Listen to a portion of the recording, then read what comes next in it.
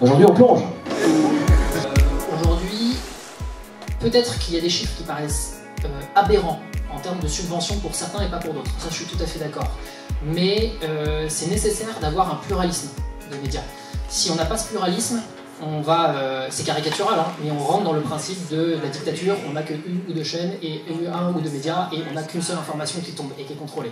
Voilà. L'avantage du pluralisme, c'est qu'on va avoir plein de choses. La preuve, c'est qu'il y a toujours des nouvelles radios qui arrivent, des nouvelles chaînes de télé qui se créent, des nouveaux magazines qui se créent. Il y en a plein qui disparaissent aussi, il y en a d'autres qui arrivent. Et je connais pas de médias qui soient pas subventionnés.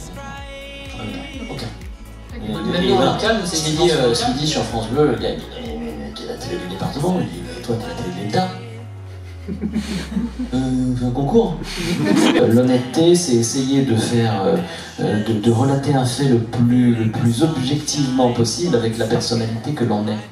C'est-à-dire qu'avec les convictions, avec nos tripes, avec nos réactions, avec notre background, donc on ne peut pas être objectif. Donc voilà, un journaliste s'efforce d'être le plus neutre possible.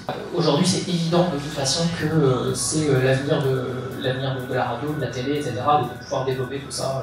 Et avec les réseaux sociaux, certes, mais même via les applications, le web, tout ce qui existe, c'est le panel complet.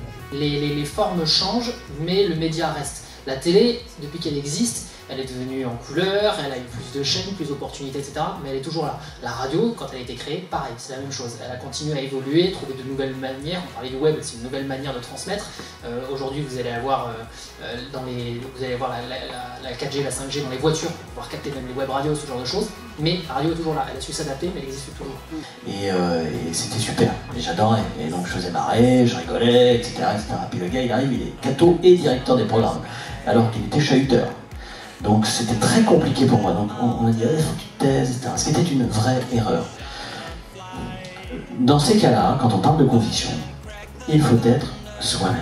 On a des films qui coûtent beaucoup derrière, parce qu'on va mettre des têtes d'affiche, parce qu'on a plein d'effets spéciaux, etc.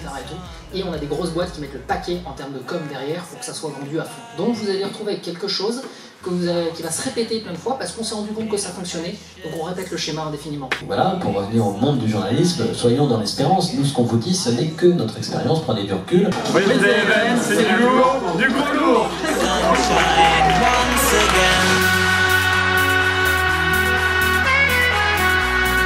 Feeling the sunshine once again. Feeling the sunshine once again.